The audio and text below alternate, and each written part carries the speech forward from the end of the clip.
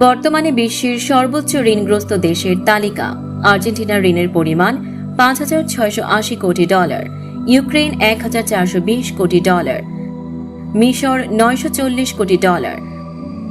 পাকিস্তান $890 কোটি, ইকুয়েডর $850 কোটি,